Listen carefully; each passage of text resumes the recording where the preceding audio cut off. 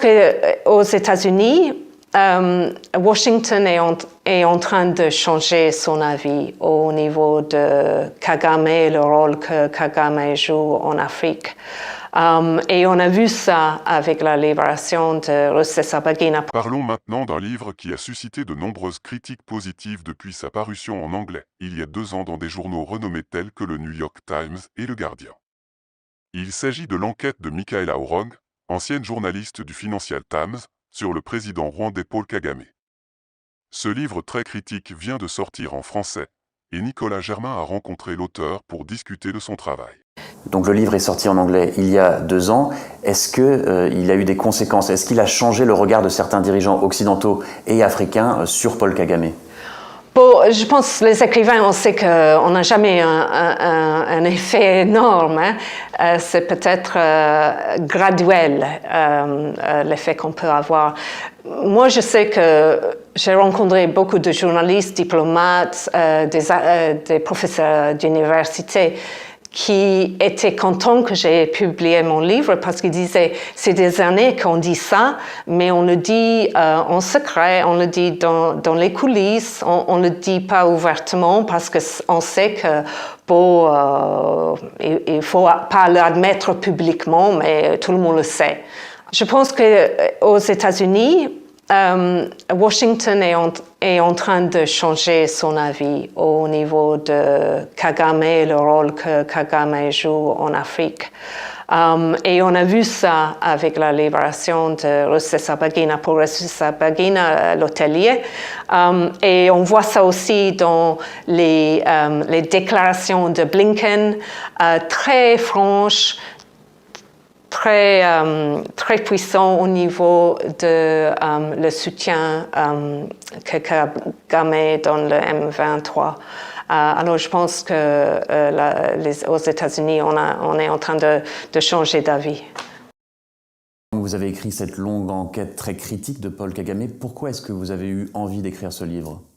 Le génocide au Rwanda, c'était un des gros événement dans mon reportage en Afrique. Je suis allée là-bas en 1994 et évidemment ça a eu un grand impact. On a vu les cadavres, les corps, les massacres et j'ai écrit ce que j'ai entendu, j'ai compris ce qui se passait sur le terrain.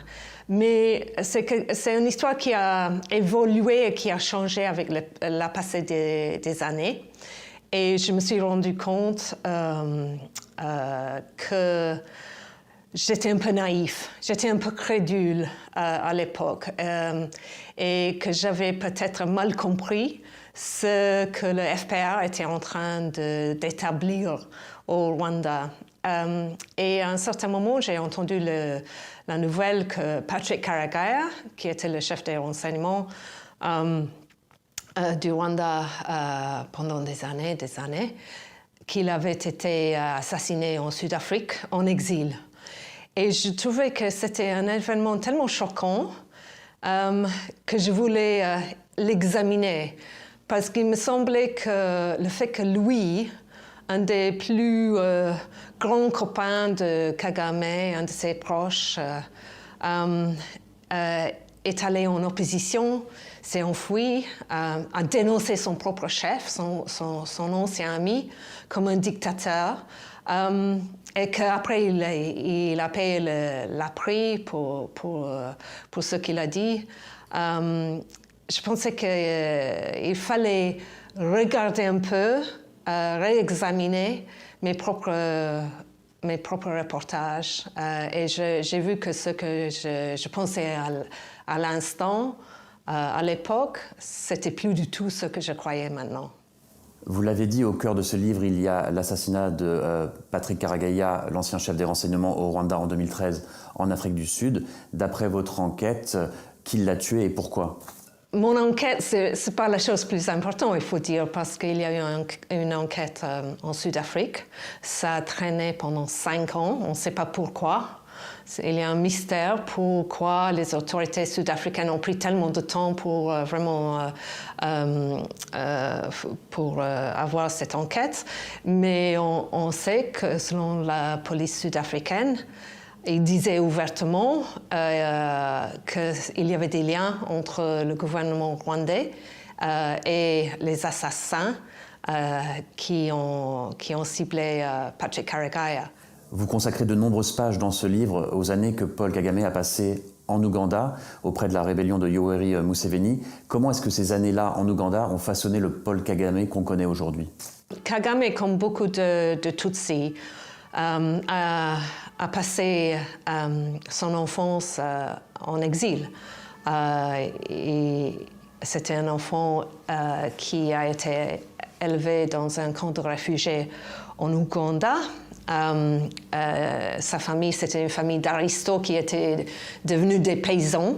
C'est une expérience humiliante parce que les réfugiés Tutsis se sentaient à l'écart, marginalisés par la société ougandaise. Et je pense que c'est peut-être son caractère a été formé pendant ces années difficiles en Ouganda.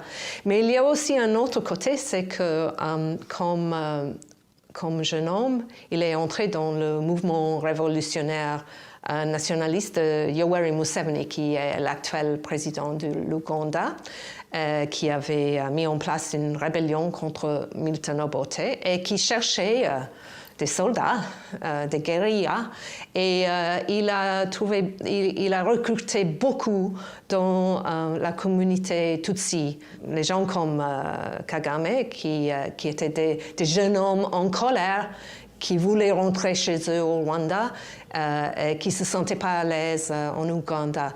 Et pour eux, il y avait un type de négociation parce qu'ils pensaient, oui, bon, si on aide Museveni dans sa rébellion, on va apprendre à utiliser les armes, on va apprendre comment être un soldat, et ce sont des qualités très importantes parce qu'un jour on veut rentrer chez nous au Rwanda et on doit savoir comment se battre.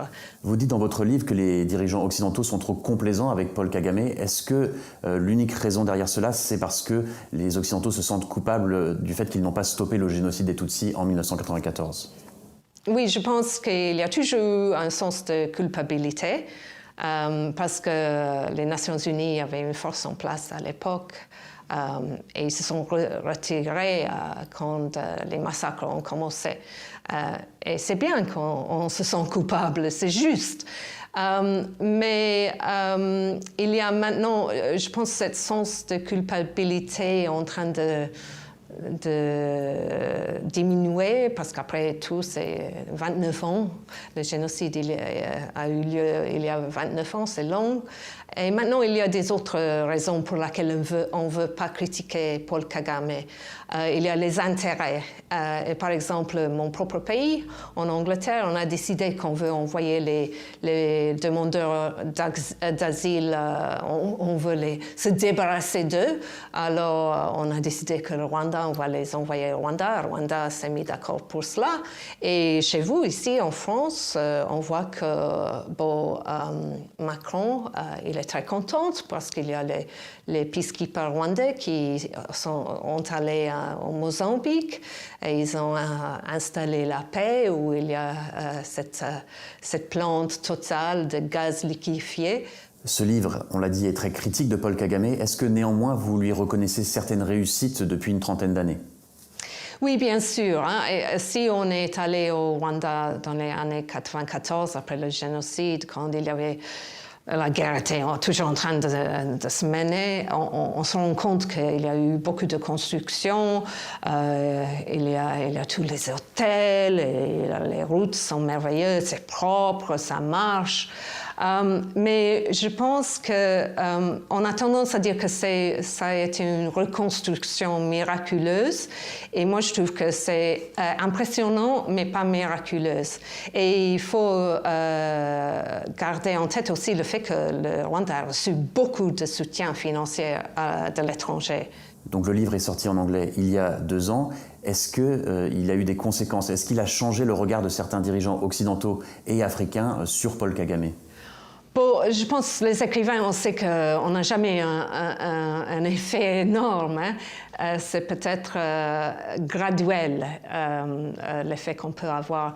Moi, je sais que j'ai rencontré beaucoup de journalistes, diplomates, des professeurs d'université qui étaient contents que j'ai publié mon livre parce qu'ils disaient c'est des années qu'on dit ça, mais on le dit en secret, on le dit dans les coulisses, on ne le dit pas ouvertement parce qu'on sait que il ne faut pas l'admettre publiquement, mais tout le monde le sait. Je pense qu'aux États-Unis, Washington est en train de changer son avis au niveau de Kagame, le rôle que Kagame joue en Afrique. Et on a vu ça avec la libération de Rusesabagina pour Rusesabagina, l'hôtelier. Et on voit ça aussi dans les déclarations de Blinken, très franches, très puissant au niveau de le soutien que Kagame donne le M23. Alors je pense qu'aux États-Unis, on est en train de changer d'avis. L'enquête de Michaela Ourong se concentre sur l'assassinat de Patrick Caracas, l'ancien chef des renseignements rwandais, en Afrique du Sud en 2013. L'auteur remet en question la version officielle de cet événement, qui a laissé les autorités sud-africaines perplexes pendant 5 ans. Selon la police sud-africaine, le gouvernement rwandais aurait eu des liens avec les assassins. Le livre de Michaela Ourong revient également sur les années que Paul Kagame a passées en Ouganda auprès de la rébellion de Kaguta Museveni, une expérience qui a façonné l'homme politique qu'il est aujourd'hui. L'auteur explique comment Kagame a recruté des membres de la communauté Tutsi pour se battre contre le gouvernement ougandais, ce qui lui a permis de devenir un leader militaire émérite. Enfin, l'auteur critique la complaisance des dirigeants occidentaux envers Paul Kagame, qui selon elle s'explique en partie par un sentiment de culpabilité lié au fait que les Nations Unies n'ont pas réussi à empêcher le génocide des Tutsis en 1994. Mais Michaela Ourong souligne que d'autres intérêts économiques entrent également en jeu dans cette complaisance. Dans l'ensemble, le livre de Michaela Ourong offre un regard critique et éclairant sur l'un des dirigeants les plus controversés du continent africain. Le livre de Michaela Ourong, Dono Distur, Ne pas déranger en français, est une enquête fascinante sur l'assassinat de Patrick Karegeya, l'ancien chef des renseignements rwandais, en 2013 en Afrique du Sud. Ourong, une ancienne journaliste du Financial Times, explore les événements qui ont conduit à la mort de Karegeya et examine les relations complexes entre le Rwanda et l'Afrique du Sud. Le livre remonte également aux années que le président rwandais, Paul Kagame, a passé en Ouganda auprès de la rébellion de Kaguta Museveni, ainsi qu'aux événements qui ont suivi le génocide de 1994 au Rwanda. Ourong critique fortement la complaisance des dirigeants occidentaux envers Kagame et met en évidence les intérêts économiques qui, selon elle, influencent leurs relations avec le président rwandais. Le livre de Ourong a été salué par des journaux prestigieux tels que le New York Times et le Guardian lors de sa sortie en anglais il y a 2 ans. Il est maintenant disponible en français, et dans une interview, Ourong explique que la mort de Karegeya a été la motivation pour réexaminer ses propres reportages sur le Rwanda et pour écrire ce livre critique.